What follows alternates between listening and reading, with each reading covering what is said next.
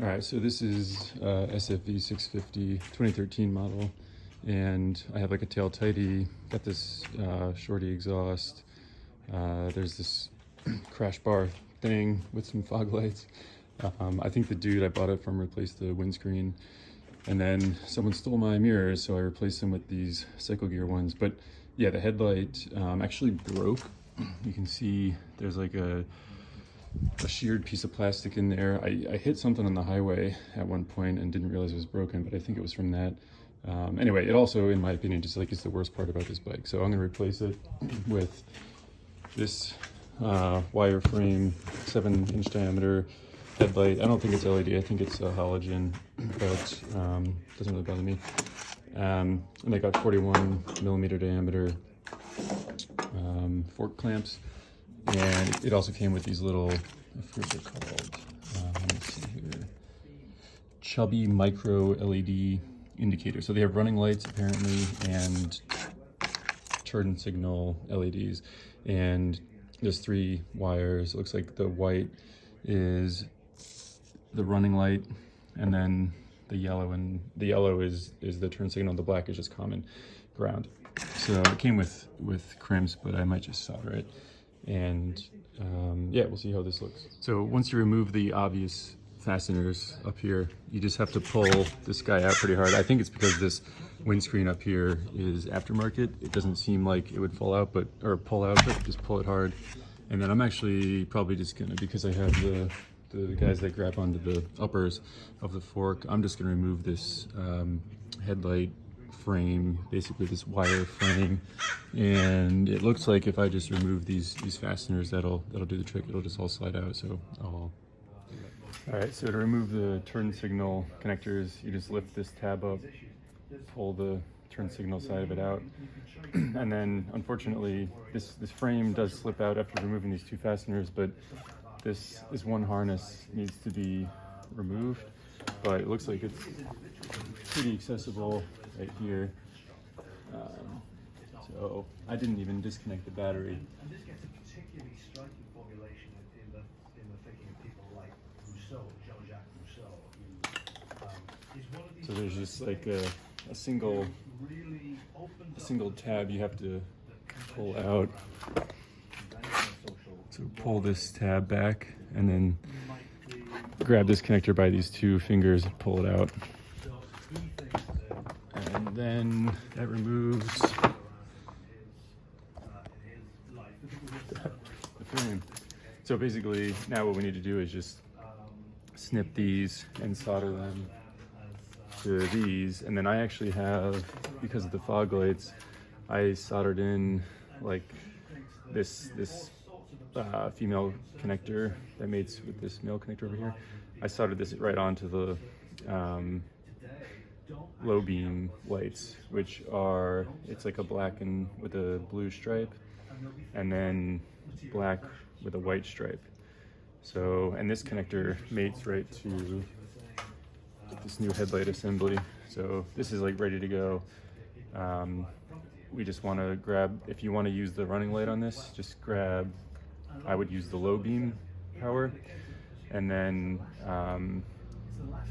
the turn signal will, oh sorry, so actually this is, yeah, so we're gonna grab this lead for the turn signal so that we can disconnect it, but it will connect over here. And then this, I don't know what that is actually, but oh, this guy will leave disconnected. This was the top. I actually don't know what that light is. It's the top up here. It must be a running light. So I'm just gonna replace that essentially with these side lights. All right, so got the key in ignition, but I just wanted to show you the difference between the running light, which is the white. So I'm just gonna connect the, like I said, the black to the black with the white stripe, and then the running light is white. We'll connect that to the black with the blue stripe. You can see it's fairly dim, it is yellow. And then the turn signal is the yellow one, which we'll solder to the connector, but it's definitely brighter. So anyway, that may help you decide whether or not you want the running lights. All right, so this is what I came up with. I have this little connector that jumps between my existing, these are JST connectors. JST is like a hobby style connector, and these are like 2-pronged. They're for batteries, but they already had like pigtails on them. I bet you can find them on Amazon really easily. I forget where I got these, probably like Tower Hobbies or something. But anyway, this jumper is literally just a jumper, but then I was able to solder in these two, like these are more like breadboard connectors. They are sold in like packs of 30, and they usually come as a ribbon that are male to female. So anyway, I just like spliced 2 females onto like the positive lead. This is 12 volts from like the low beam light, running lights. So and then I just have the white light has the male lead of the breadboard connector, and then I soldered the turn signal connector to the ground and the yellow. And so this ground is used with this running light white. The ground is shared on the bike, so it works out that way. And then the other thing is you do have to install this nut before you add this connector, because this connector is too large to pass through the nut. So just what I did is I marked one of these brackets. I marked it, there it is, R for right. So basically I'm just gonna put this guy over here, and then we'll adjust the lights, but that should be all the soldering required. All right, so I'm getting this thing rigged up, and these mounts, I had to put 2 layers of that black like rubbery tape on, and then I put these pretty low down. They're like an 1/8 inch or less from this black clamp piece. And I was just realizing this connector here that was on the top of the headlight, that's the running light. So I should have used that, but yeah, mine is now just going to be on when the low beams are on, which is fine. But yeah, probably use that because it'll be just cleaner wiring. All right, so here's how it turned out. And these little fairing pieces,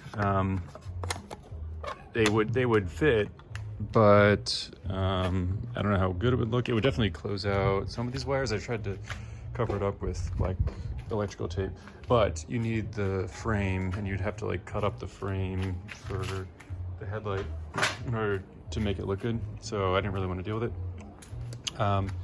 So basically, yeah, the only thing with this setup is when you go to switch on the high beams, I have it wired up so that the fog lights and these running lights on the little blinkers are on the low beam. So when you go to switch it on the high beam, those turn off. But obviously, because we wired the turn signals directly up, the turn signals still work. So, you know, kind of up to you. Probably would have made more sense to use the running light connector for both the fog lights and these turn signal running lights, but it is what it is. So definitely looks better. I don't know if it looks great.